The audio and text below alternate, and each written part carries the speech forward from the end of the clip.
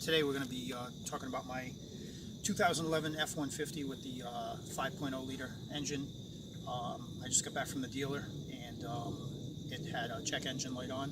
This is a common problem, so if you do a little search for this, you'll find a bunch of guys talking about this. It's the evaporative emissions canister control valve that goes bad in these things, and a whole host of things can go bad. Like I said, do a little YouTube search and you'll find out what goes bad. You can suck up the gas tank, your motor can stall out, because essentially what happens is this valve sticks open and you're dumping a bunch of fuel into your motor. The thing is, the check engine light goes on, it locks on. Only the dealer or somebody can turn that check engine light off, supposedly, or after I replace this valve it should go off on its own. So the dealer wanted to charge me a lot of money for this, and I'll go over that in a minute. I'm going to show you how to change this thing out yourself, and you're going to be able to save yourself anywhere from $300 to $400 doing that. So just to put it out there, I'm not a mechanic. I'm just an average guy with maybe some slightly better than average mechanical ability. Anybody can do this, trust me. So we'll get to what I'm talking about here. I went to the dealer, and here's the quote to replace the purge valve. And the part you can see there, it's $94.58, and labor is $265.65. Total of $360.23. Now some of that's going to be the smoke test. I'm not sure how much, because they didn't break that out, but I'll figure that out when I go back to the dealer and talk to them.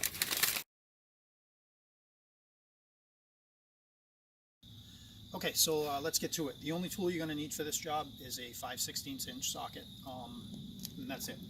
So I'll show you where this valve is located and how easy it is to change out. Once we get up under the hood here, it's located right here on the front of the engine, right on top of the air intake. You've got a couple connections on here that are very easy to take off, and I'll show you how to do that. You've got your electrical connection here. Just press down and that pops right off, so get that out of the way.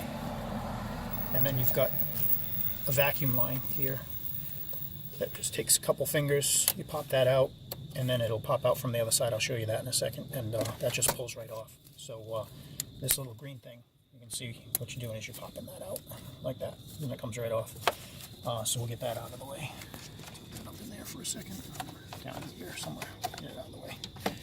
All right, so like I said, just one tool. I'm going to take off these two bolts here.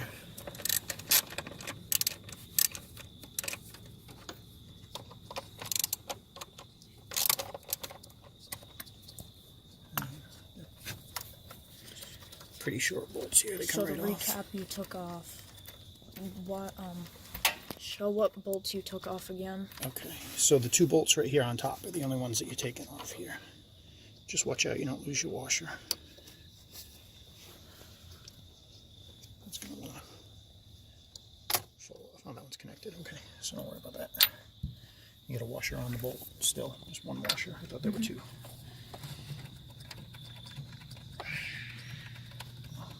Raccoons. Wait, really? Alright, so once you get your bolts out, this should pull right out. This part I haven't done yet, but it's just got a little seal in there, a little rubber seal, so that should pull right out. And that's your valve. Now there's a couple ways you can test this. I didn't go over that, so just watch a couple videos. What you'll do is you leave it in there, start your motor up after you take those two connections off.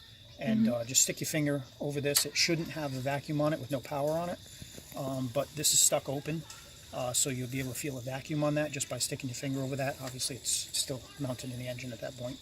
Just take off these two connections, test it out, and you'll know that that's the problem. And these things, I guess, will go bad pretty readily. Now, I've got about 120,000 or so miles on my truck. This is the first time I'm replacing it, but I've heard from watching YouTube that these things can go bad pretty regularly. All right, so in just a second we'll pop the new one in and show you how that goes. All right, so here's a new part. Like I just showed you, I went down to the parts store, asked them about this, and it's a $48 part. Matches up right with the old one. Now, you saw how easy it came out, so it's going to go in just as easy. I'm going to pop that in there, a little rubber gasket. Just pop that in there, make sure it's lined up with the bolt holes at that point. And you thread the bolts back in.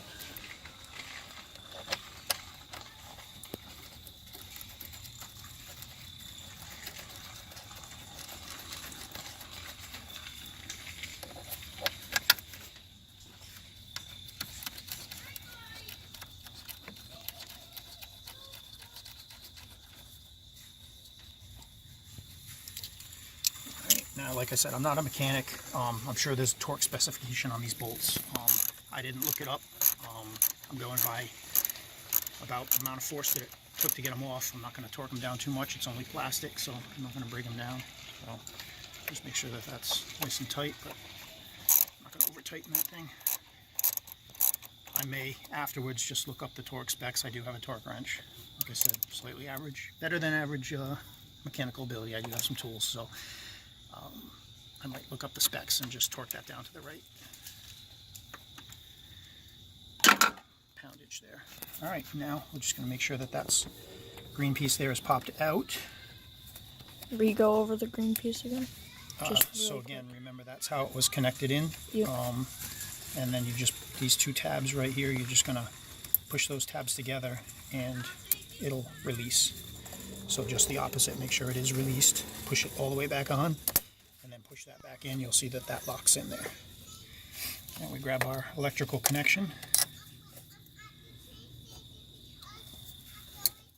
And we'll connect that back up.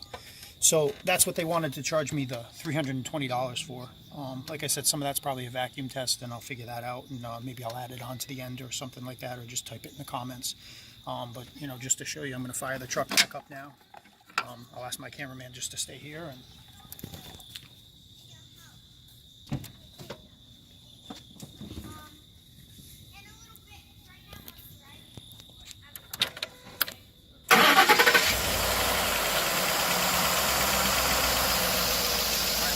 that nice and easy. Took under 5 minutes to change out that valve, and probably going to save myself about 300 bucks. I'm told that the check engine light will go off, you know, maybe a day or so of driving. So I'm going to do that, make sure the check engine light goes off. And then what started this all is the vehicle needs inspection, and they wouldn't pass it for that. So once the check engine light goes off, we'll hopefully pass inspection and save some money. So give me some comments. Tell me I'm an idiot if you want to, whatever. You can like and subscribe. There's not too many videos that I'm going to put on here, but this is one of them because you know, this is something that was kind of important. All right, so have a good day, YouTube. Thanks.